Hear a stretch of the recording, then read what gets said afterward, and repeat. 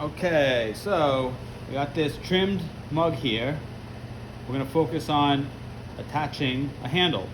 Right, so what I have here, right, I always like to lay my handles flat, right, before I form them, right?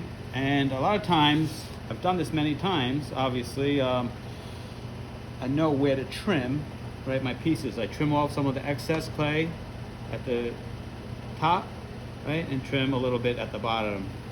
Normally, I like my handles to be about 4 inches or so, right? And I modify the shape, right, of my handle when they're like leather soft, right? I have an extra one here, maybe for another pot, but what I'll do, right, set this one aside and grab this vessel, right? So if I'm going to attach a mug, you want to decide, where you're going to put it, right? So I'm going to probably put it in this area here, right? And I could kind of gauge, right, to see if it's the right size, right? If you wanted to wait before you trimmed, you could kind of hide your handle right behind, right, the pot to know how much you want to trim off, right?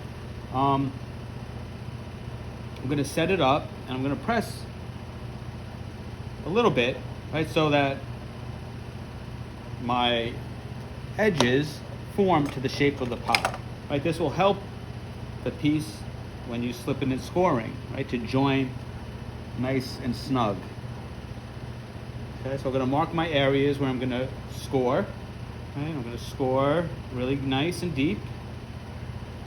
Okay, remember it's a handle, so nice deep score marks will help it really stay attached. I'm going to add a good amount of slip, right? Just glob it on really good. All right, the same for the bottom.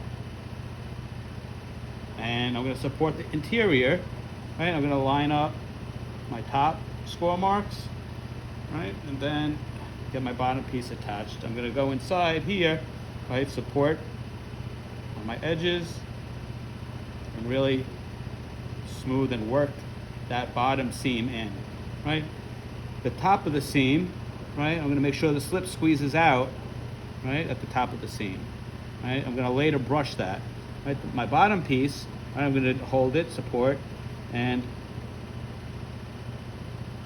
press it and smooth out my bottom seam, right? You could blend this in if you want. You could leave it like that. I like to leave it. Maybe put a little indents, right, to give it some kind of characteristics, right?